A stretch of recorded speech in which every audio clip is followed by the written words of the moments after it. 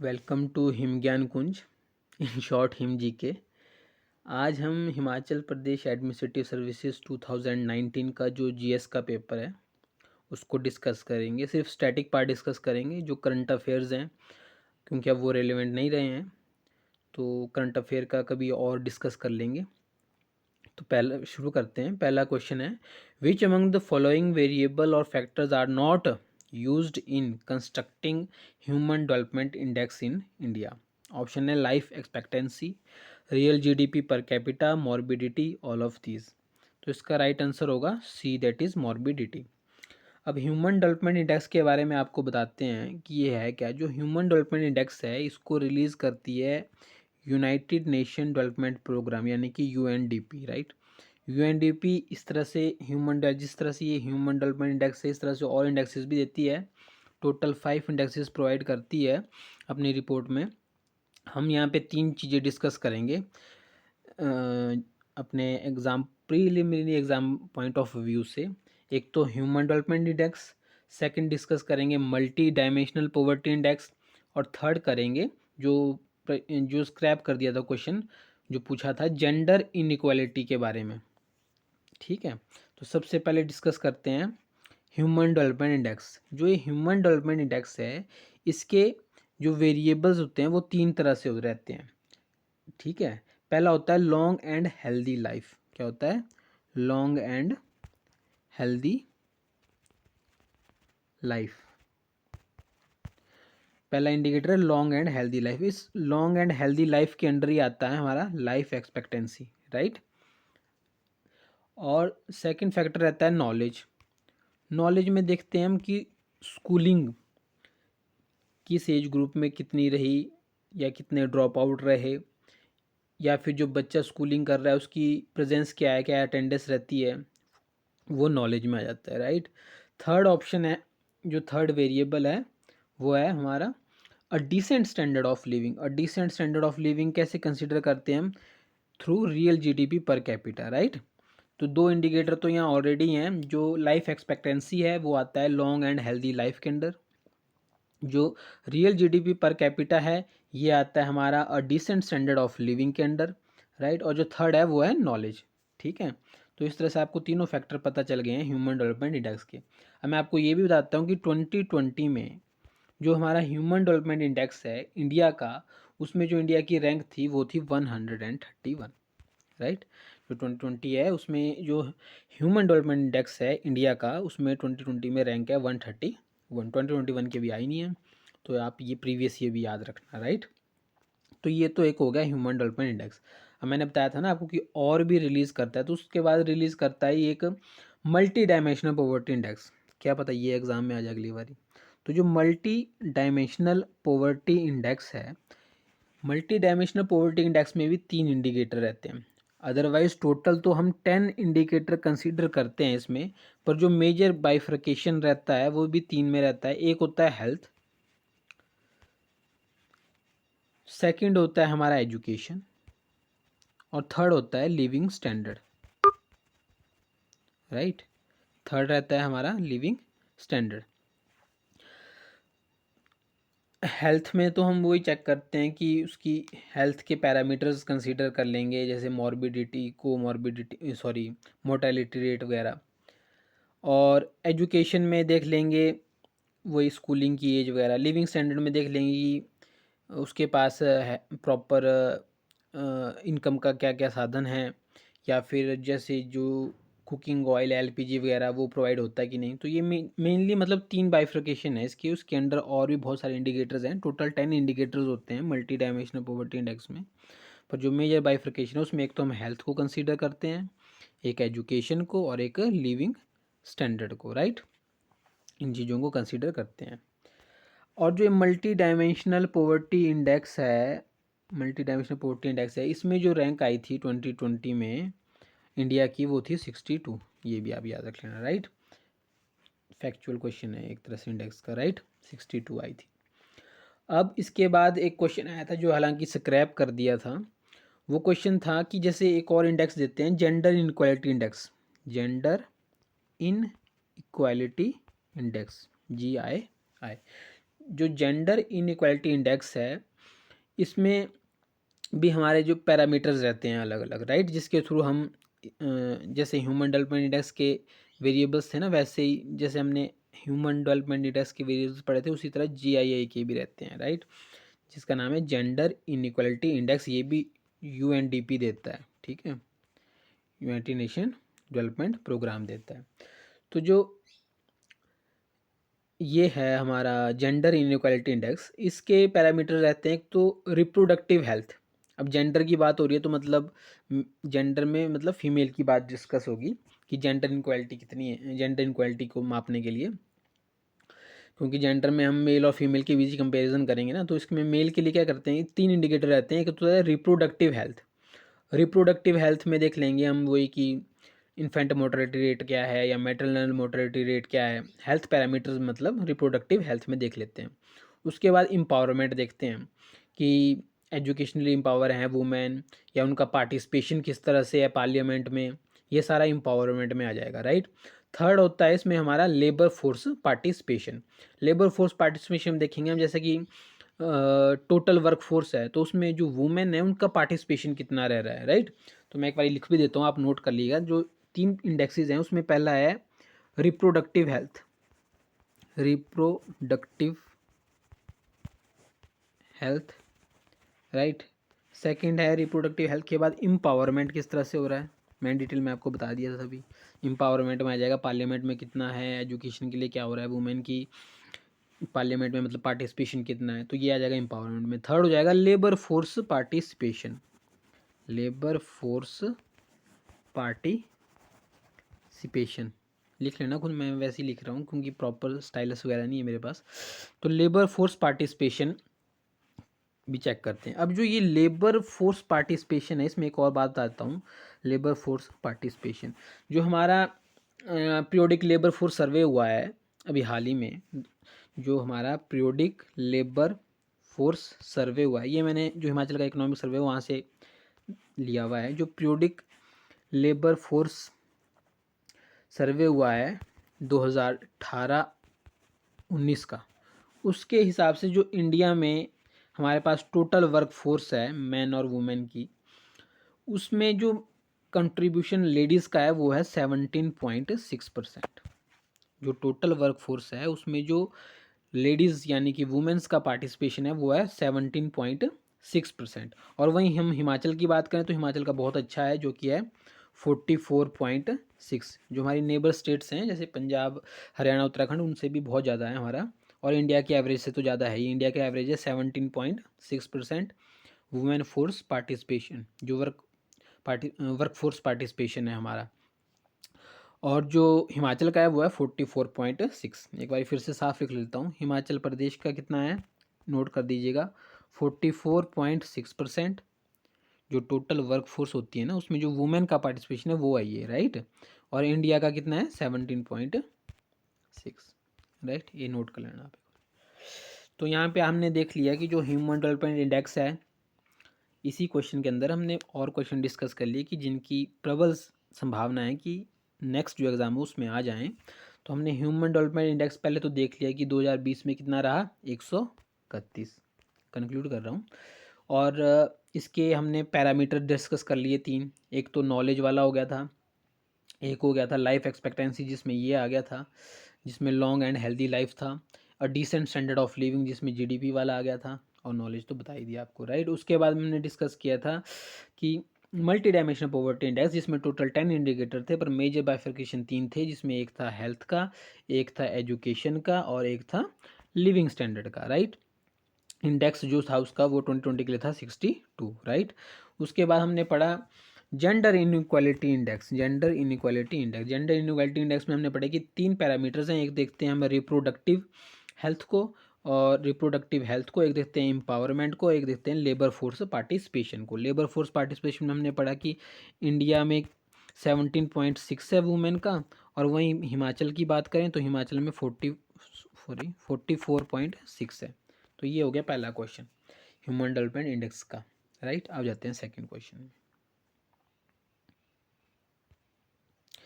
Second question है disguised unemployment means. कि disguise employment में क्या मतलब क्या रहता है। पहला है marginal productivity of labour is zero. Marginal productivity of labour, marginal productivity of labour is positive होना था यहाँ पे। ये जो बी ऑप्शन है इसमें आप आगे कर लेना कि पहला तो हो गया ना marginal productivity of labour is zero, दूसरा है marginal productivity of labour is positive, ये टाइप नहीं कर पाए। थर्ड है marginal productivity of labour is negative, या फिर बोथ ए एंड बी। तो इसका जो राइट आंसर रहेगा वो रहेगा marginal productivity of labour is zero. अब मैं आपको डिसगाइज अनएम्प्लॉयमेंट के बारे में बताता हूँ।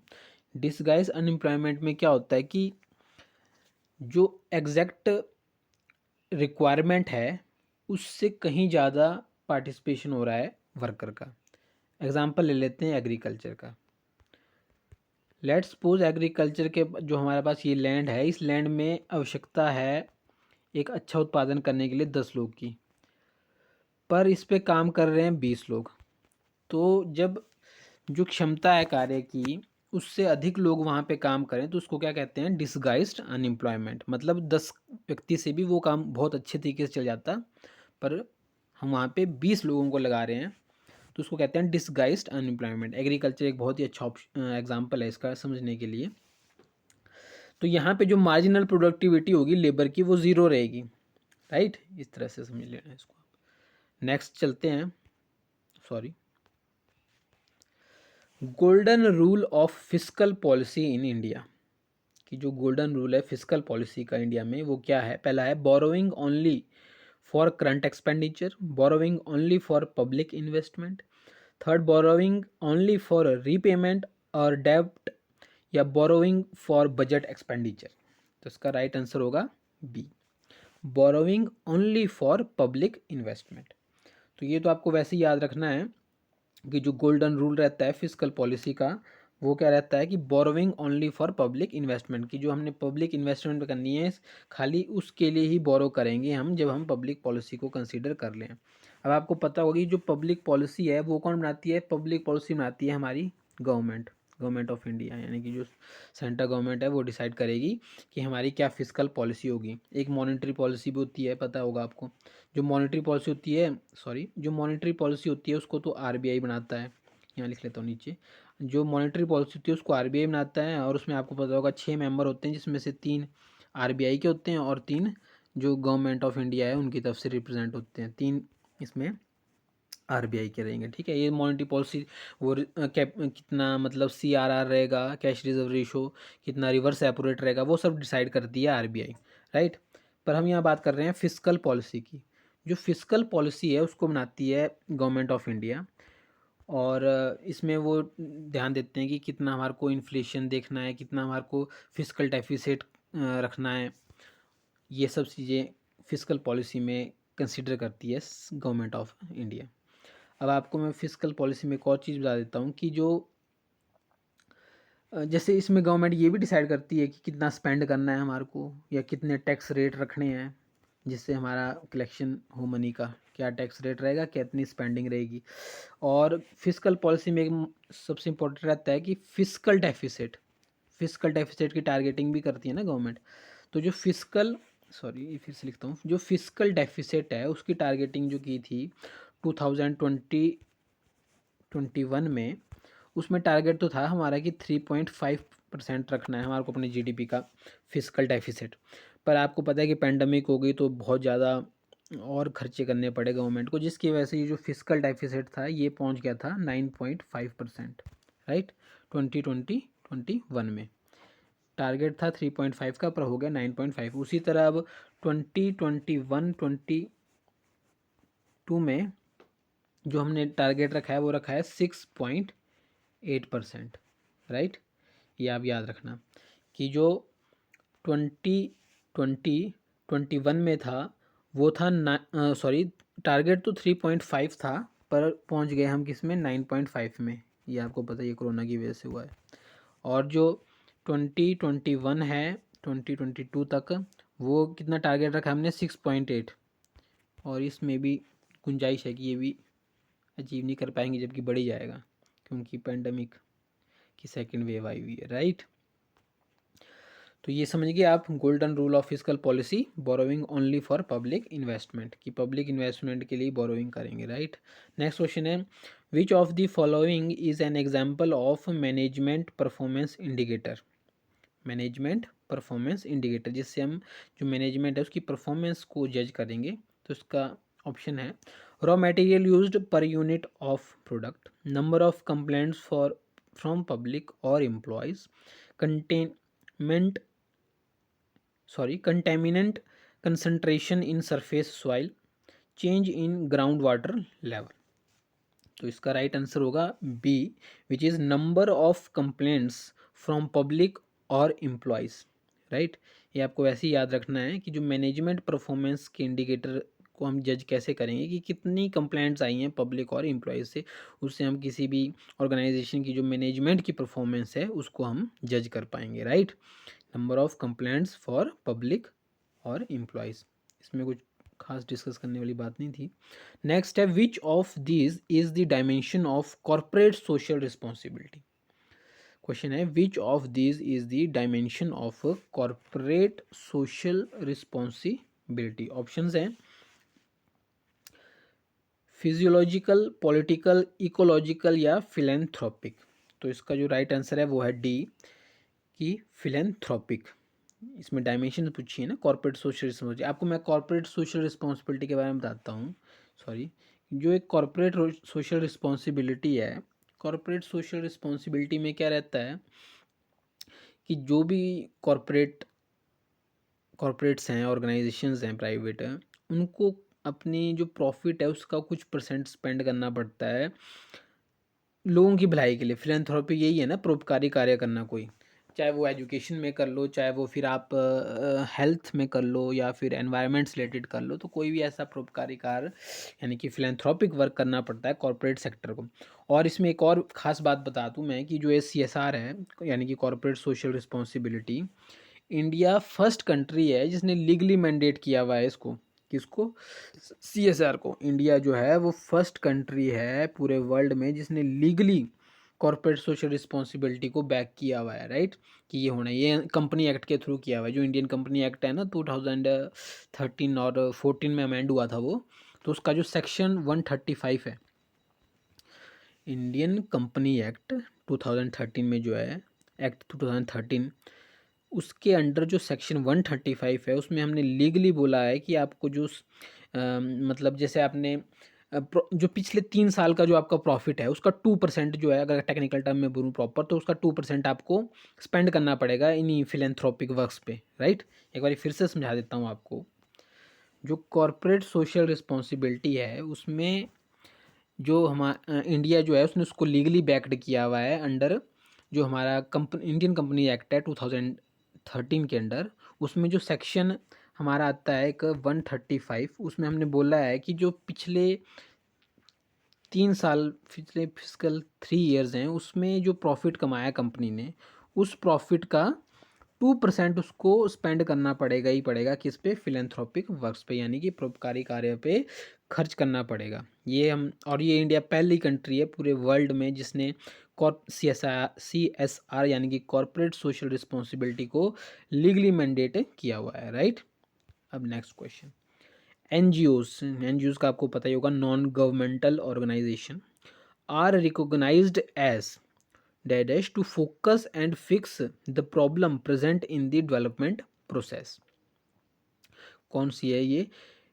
Favoured child, unfavoured child, magic bullet या अनमैजिक बुलेट। तो इसको कहते हैं, इसका सही आंसर होगा option C, that is magic bullet. यानी कि non governmental organisation are recognise as magic bullet to focus and fix the problem present in the development process. क्या कहते हैं? Magic bullet, recognised as a magic bullet.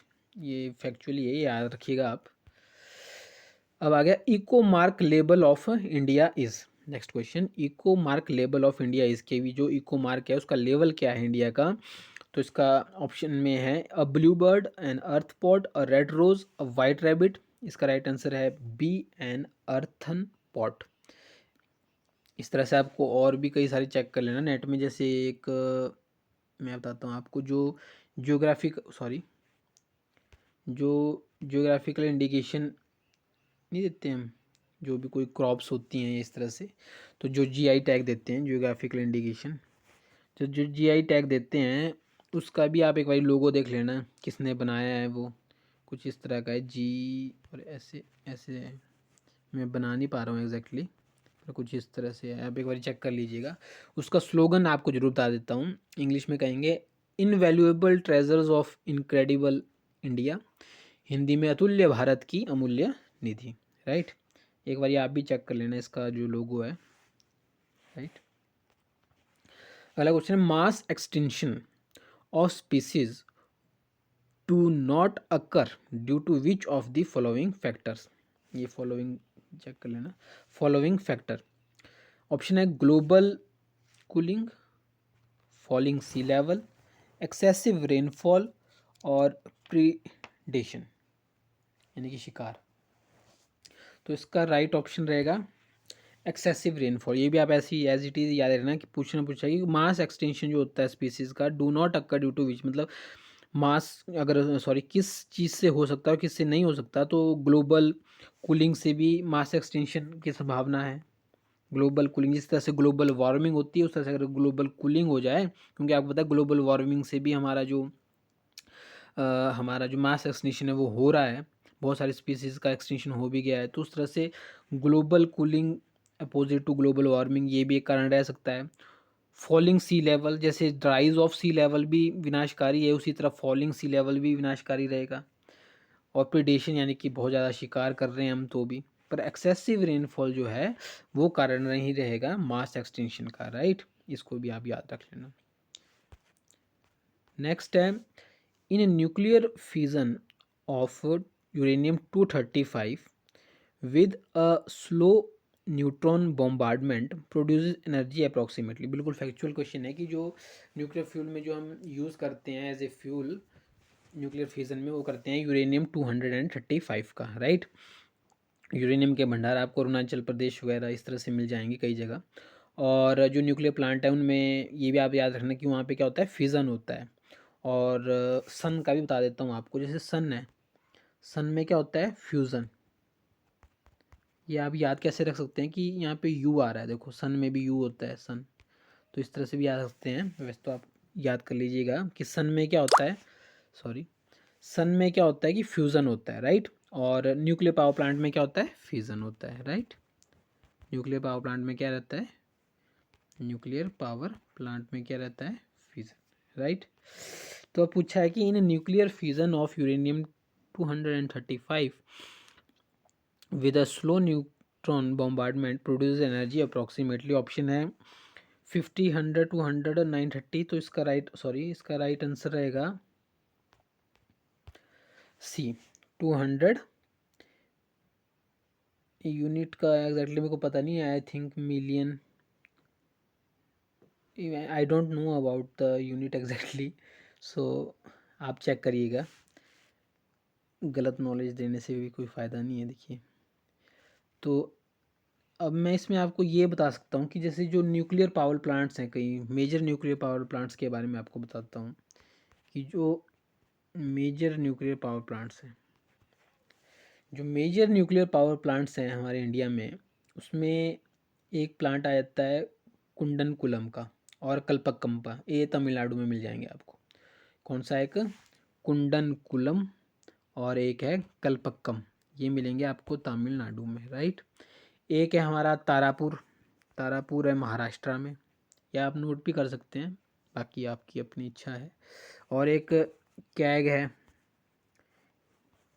Kaiga, ये जो कैगा है ये मिलेगा आपको कर्नाटका में है ये, कहाँ है, कर्नाटका में। ये कैगा वाला कहाँ है, कर्नाटका में। राइट, तो यही है, एक तो कुंडनकुलम और कलकप्पम तमिलनाडु में, तारापुर हो गया महाराष्ट्र में, एमएच कर दो महाराष्ट्र में, और कैज़गा हो गया कर्नाटका में, और कक्कार कक्करपार कक्कर क ककरापार ककरा पार। ककरा पार मिलेगा आपको गुजरात में और नरोरा उत्तर प्रदेश में, राइट। नरोरा, नरोरा मिलेगा आपको उत्तर प्रदेश में, राइट। तो सॉरी, तो इसका आंसर तो आप लगा दिए पता कि कितने जनरेट करता है ये फ्यूज़न में, 200। ये फैक्चुअल क्वेश्चन है, एज इट इज़ याद रखना पड़ेगा हमारे को। अब नेक्स्ट क्वेश्चन पे चलते हैं। The dental allot used, sorry allot नहीं होगा, डेंटल एलॉय है, सॉरी इसको ठीक कर दीजिएगा। डेंटल, ये टी की जगह वाई होगा, राइट, टी हटा दीजिए। A dental alloy used for teeth filling contains, तो जो डेंटल एलॉय यूज़ करता है टीथ फिलिंग के लिए, उसमें क्या क्या रहते हैं, ये भी फैक्चुअल क्वेश्चन ही था। इसका आंसर रहेगा A, that is silver, mercury, tin, copper and zinc. इसको याद रखिएगा आप कि जो डेंटल एलॉय, ये टी की जगह वाई कर दीजिएगा। The dental alloy used for teeth filling contains, एक तो सिल्वर रहता है हमारा, एक मरकरी, एक टीन, एक कॉपर एंड जिंक। ये भी फैक्चुअल क्वेश्चन है, इसको भी आप याद रखना। अगला है which one of the following substances is not responsible for water hardness, कि कौन सा ऐसा सब्सटेंस है जिस वाटर हार्डनेस नहीं करता है, राइट। तो वह है कैल्शियम नाइट्रेट। कैल्शियम कार्बोनेट भी वाटर को हार्ड कर देता है, और मैग्नीशियम कार्बोनेट भी कर देता है, कैल्शियम हाइड्रोजन नाइट्रेट भी कर देता है, और कैल्शियम नाइट्रेट नहीं करता, राइट। इस तरह से याद कर लेना आपसे। नेक्स्ट क्वेश्चन है the different plant parts in which leucoplast present are, कि जो डिफरेंट प्लांट्स के पार्ट होते हैं जिसमें ल्यूकोप्लास्ट प्रेजेंट रहता है वो कौन कौन से हैं, उसके बारे में पूछा है। ऑप्शन है वो मिलेगा आपको रूट्स एंड अंडरग्राउंड स्टेम में, या ग्रीन लीव्स में, या फिर फ्लावर्स एंड फ्रूट्स में, या फिर आपको मिलेगा green parts of your stem में। राइट आंसर है A, the different plant parts in which leucoplast present are. वो कौन सा पार्ट है प्लांट का जहाँ पे जो ल्यूकोप्लास्ट है वो प्रेजेंट होता है, वो कहाँ होता है, रूट्स एंड अंडरग्राउंड स्टेम में मिलेगा आपको, राइट। ये भी आप ऐसे एज इट इज़ याद कर लीजिएगा। अगला क्वेश्चन है pteridophyta do not have, pteridophyta do not have, जो पेट्रिडोफाइटा है उनमें क्या चीज़ नहीं होती है, लीव्स, स्टेम, रूट्स, फ्लावर्स। तो कौन सी चीज़ नहीं होती, पेट्रिडोफाइटा टाइप के प्लांट्स होते हैं उनमें ये कौन सी चीज़ नहीं होती, तो राइट आंसर है फ्लावर्स। पेट्रिडोफाइटा में क्या होता है ना कि आपने देखा भी होगा जो पानी वाले एरिया होंगे वहाँ पे इस तरह का एक प्लांट रहता है, ऐसे एग्जैक्टली तो नहीं बना पाया, इस तरह से होता है। और उसमें नीचे आपने देखा होगा कि वाइट से, मतलब हाथ में हम पैचेस भी बनाते थे उससे, ड्राइंग टाइप की एक, उसकी उल्टी साइड में वाइट पाउडर सी फॉर्म होती है एक, तो किसी को ध्यान हो तो वो सब चीज़ें, राइट। तो पेट्रिडोफाइटा जो प्लांट्स होते हैं उनमें प्लांट उसमें कभी फ्लावर्स वगैरह नहीं लगते। वो आपने देखे होंगे खड, जो नदियाँ वगैरह होती हैं, खड्ड वगैरह जो होते हैं, नाले वगैरह, वहाँ पे इस तरह के प्लांट लगे होते हैं, बस तीखी तीखी पत्तियों वाले, इस तरह के। तो इसका आंसर था फ्लावर्स, राइट। नेक्स्ट है in which group of animals coelom is filled with blood, तो कौन सा ऐसा ग्रुप ऑफ एनिमल्स में कोएलम जो फिल्ड होता है ब्लड से। ऑप्शंस हैं एनिलिडा, ऑर्थोपोडा, निमेटोडा और इचिनोडर्मेटा। इसका राइट ऑप्शन है अर्थपोडा। जो अर्थपोडा है वो एक अर्थपोडा ग्रुप ऑफ जो एनिमल्स हैं उनका जो कोएलम होता है वो फिल्ड होता है ब्लड से। ये भी एज इट इज़ याद कर दीजिएगा आप, इसमें भी कुछ बताने वाला था नहीं, साइंस के क्वेश्चंस हैं ये। Lack of oxygen in muscles often leads to cramp among athletes, the reason for this.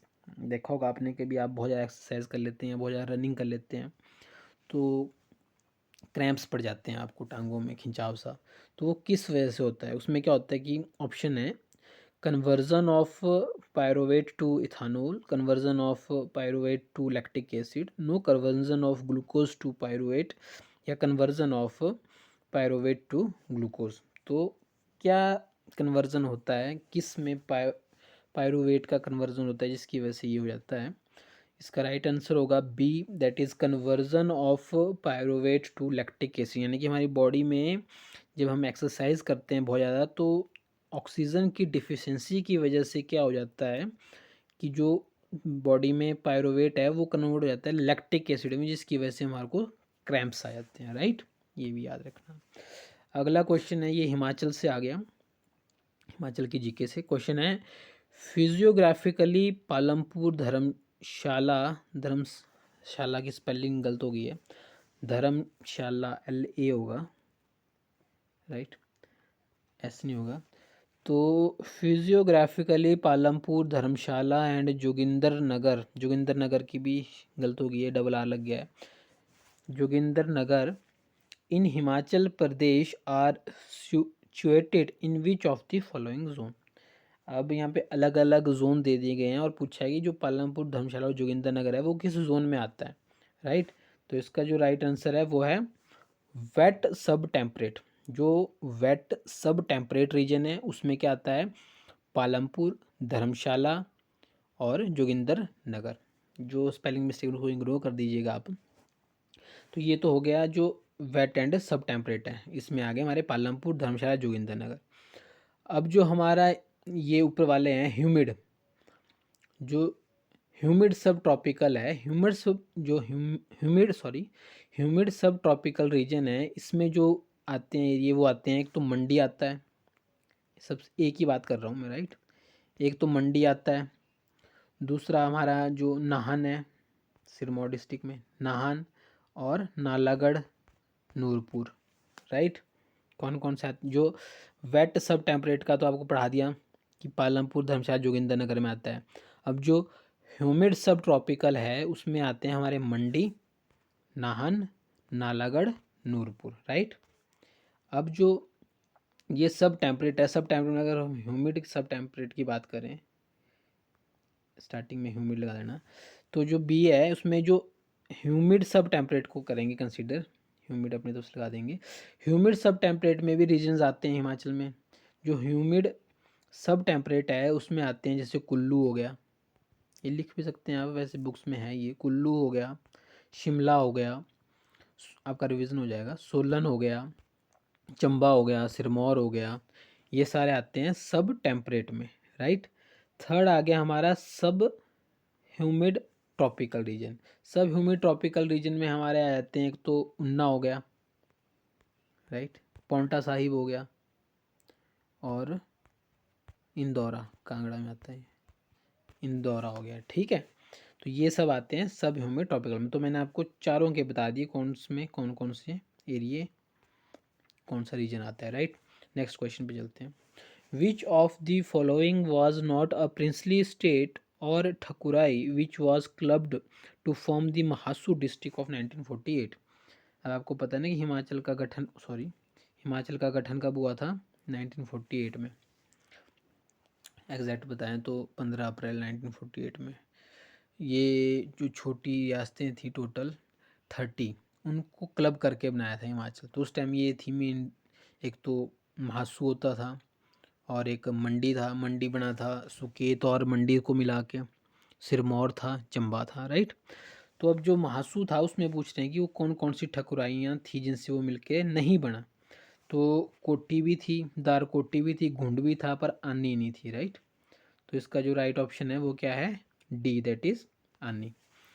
तो इसमें पूछा था कि which of the following was not a princely state और thakurai which was clubbed to form the Mahasu district 1948, that was अन्नी।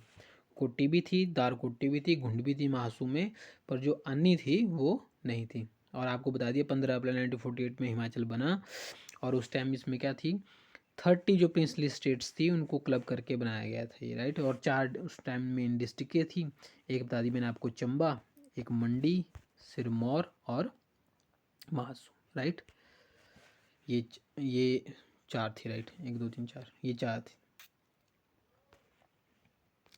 Next question, is Tibetan name of which of the following district of Himachal Pradesh. तो ये factual question है कि जाहोर जो है Tibetan name है, किस डिस्ट्रिक्ट को कहा जाता था जाहोर तिब्बतियन लैंग्वेज में। तो ऑप्शन है किन्नौर, मंडी, लाहौल स्पीति, कुल्लू। राइट आंसर है B, that is Mandi. Right. Next question, which snow clad peak of Himachal Pradesh is shaped somewhat like Matterhorn in Switzerland. वो कौन सी हिमाचल की ऐसी चोटी है जो एक तरह से उसकी शेप जो है वो स्विट्जरलैंड की जो मैटरहॉर्न पीक है उसकी तरह है। तो ऑप्शन है गेफांग, रियो पुरगिल, जोरकंदेन और मनी रैंक। प्रोनाउंसिएशन अगर गलत होगा तो आप सही कर दीजिएगा। जोरकंदेन, मनी रैंक। ऑप्शन है गेफांग। जो ये गेफांग पीक है ये आपको मिलेगी कहाँ पे, लाहौल स्पीति में। राइट। उसके बाद जो ये रियो परग्युल है, ये रियो परग्युल मिलेगी आपको किन्नौर में। राइट, किन्नौर में मिलेगी रियो परगिल। और ये सेकंड हाईएस्ट पीक भी, ये भी आप याद रखिएगा, जो रियो परगिल है ये सेकंड हाईएस्ट पीक है। सबसे हाईएस्ट पीक का तो आपको पता ही होगा शीला, ये भी किन्नौर में ही है। हाईएस्ट शीला है, उसके बाद रियो पारगिल है, ये भी किन्नौर में ही है और सेकंड हाईएस्ट है ये। गेफांग आपको बताती है लाहौल स्पीति में है। और जो ये जोरकंदेन है ये भी किन्नौर में ही आता है, जो चोटी है जोरकंदेन। और जो मनीरैंग है ये लाहौल स्पीति में आता है। देखो ये कहाँ मिलेगा आपको, लाहौल स्पीति में मनीरैंग। राइट। नेक्स्ट क्वेश्चन पे चलते हैं। Which of the following combination is not correct.